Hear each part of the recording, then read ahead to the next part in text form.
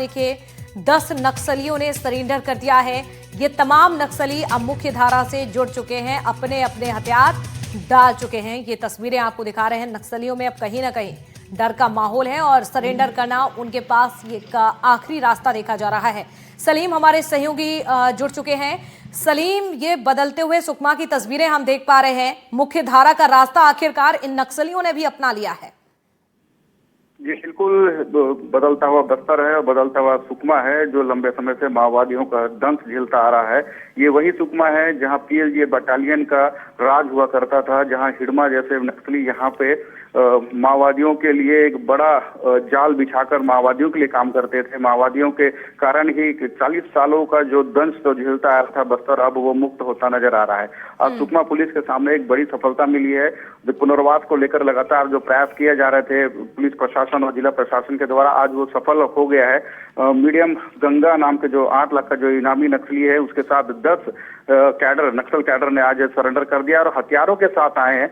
एक AK-47, 2 SLR और एक BGN राइफल इसमें शामिल है। और ये हथियार डालने के बाद उन्होंने पुनर्वास की मांग की है, उन्होंने सामान्य जीवन जीने की इच्छा जताई है और प्रशासन ने भी उन्होंने खुले दिल से उनका स्वागत किया है। और जो मुख्य धारा में जुड़कर जो सामान्य जीवन में जो रोजगार की व्यवस्थाएं जो हो सकती हैं, जो अमूमन एक आम नागरिक को जो मिलने वाली जो व्यवस्थाएं हैं, सुविधाएं, वो सब देने का वादा किया गया है। लंबे समय से ये माओवादियों के साथ संगठन में रहकर काम कर रहे थे। जैसे ही छत्तीसगढ़ सरकार ने पुनर्वास नीति जो लागू की है, जिसके बाद से लगातार कैडर में बिखराव देखने मिला और लगातार जो बड़े कैडर के नक्सली मारे गए, इससे प्रभावित होकर कहीं ना कहीं डर से भी माओवादी कैडरों ने आज सरेंडर कर दिया है, जिसमें 2 बड़े नाम है, गंगा और मीडियम भीमा नाम का है।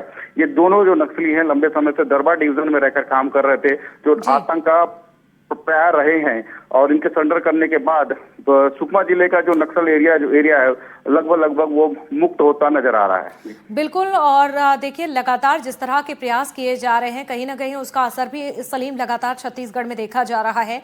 और जब बात नक्सलवाद की होती है तो कहीं ना कहीं वो तारीख भी याद आ जाती है। मार्च 2026 कहा जा रहा है कि छत्तीसगढ़ में पूरी तरह से नक्सलवाद की जड़ें यहां से खत्म हो जाएंगी। अगर सुकमा की बात करते हैं तो सुकमा में क्या स्थिति है, कितने प्रतिशत नक्सल यहां पर बचा हुआ होगा, और क्या सलीम ये भी कोई जानकारी है कि कोई बड़े कैडर के नक्सली अभी यहां पर छिपे बैठे हैं, वो भी सरेंडर कर सकते हैं?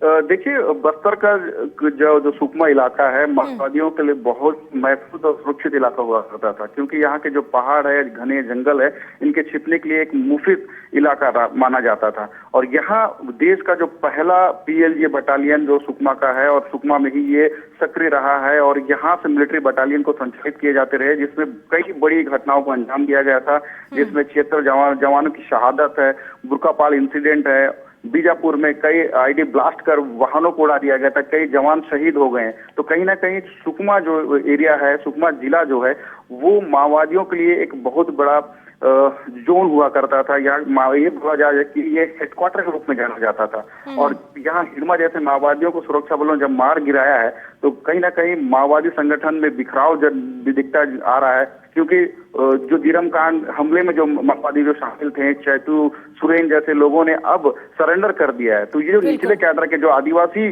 जो बस्तर के जो आदिवासी जो नक्सल संगठन में शामिल रहे हैं, वो अब पुनर्वास के लिए आगे बढ़ रहे हैं। तो आने वाला जो समय है बस्तर के लिए बेहद सुखद देखने को मिलेगा। और अभी सुकमा जिले और बीजापुर की सरहद पर जो सक्रिय रहे हैं उनमें बारसे देवा है जो मिलिट्री बटालियन का चीफ है अभी वर्तमान में, इसके अलावा पापा राव है जो DVC मेंबर है, और इसके साथ देवजी जो है जो तेलंगाना का रहने वाला जो देवजी है, जो बस्तर में महासचिव के पद पर काबिज हुआ है।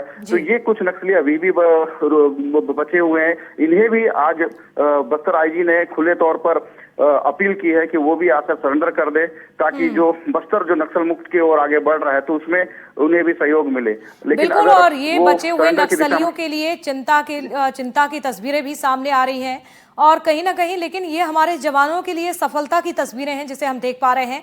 10 नक्सलियों का ये बड़ा आंकड़ा बताया जा रहा है, जो कि अब अपनी पहचान को, अपनी नियत को बदल चुके हैं, मुख्य धारा का रास्ता अपना चुके हैं। शुक्रिया सलीम आपका तमाम जानकारी देने के लिए।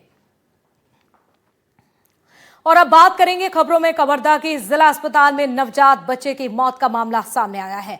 परिजनों ने अस्पताल पर लापरवाही के आरोप लगाए हैं। जिला अस्पताल के बाहर धरने पर बैठे परिजनों के साथ ही कांग्रेस के कार्यकर्ता भी यहां पर धरने पर बैठे। 2 दिन पहले अस्पताल में महिला का प्रसव भी हुआ था। कवर्धा की ये तस्वीरें आपके सामने। जिला अस्पताल के बाहर धरना दिया जा रहा है परिजनों की ओर से। उनका गुस्सा आप देख सकते हैं।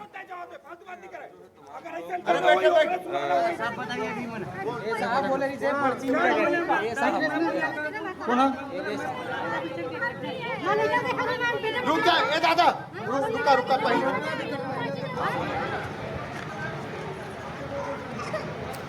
तो ये तस्वीरें आपको दिखा रहे हैं। नाराजगी खुलकर सामने आ रही है। सतीश पात्रे हमारे सहयोगी जुड़ चुके हैं। सतीश, ये किस तरह की हरकत सामने आई है? क्या कहा जाए, ये लापरवाही जिला अस्पताल की या फिर कुछ और जांच में सामने आया है? ये देखिए, जो कवर्धा जिला अस्पताल में डॉक्टर की एक बड़ी लापरवाही सामने आई है, जहां परिजन का आरोप है 2 दिन पहले ही जो है बच्चा को भर्ती कराया गया था प्रसव के लिए। इस बीच उनका ऑपरेशन के माध्यम से बच्चा का जो है प्रसव कराया गया। इसके बाद 2 दिन तक ये इलाज चलता रहा। फिर अचानक जो है डॉक्टर ड्यूटी से नदारद थे। इस बीच दवाइयां लेने के लिए गए। इस बीच जो है बच्चा जो उसकी मौत हो गई। डॉक्टर की बच्चा को जब उसकी माँ दूध पिलाई, इसके बाद उन्हें किसी तरीके से खिलाया नहीं, इस वजह से उसकी जान गई है। तो कहीं न कहीं एक बड़ा आरोप लग रहा है। ये कोई पहला आरोप नहीं है। इससे पहले भी यहाँ बच्चा की मौत को लेकर आरोप लगे हैं। वही ऐसे में आज जो जिला अस्पताल में कई सुविधाओं की कवायद हो रही है। आज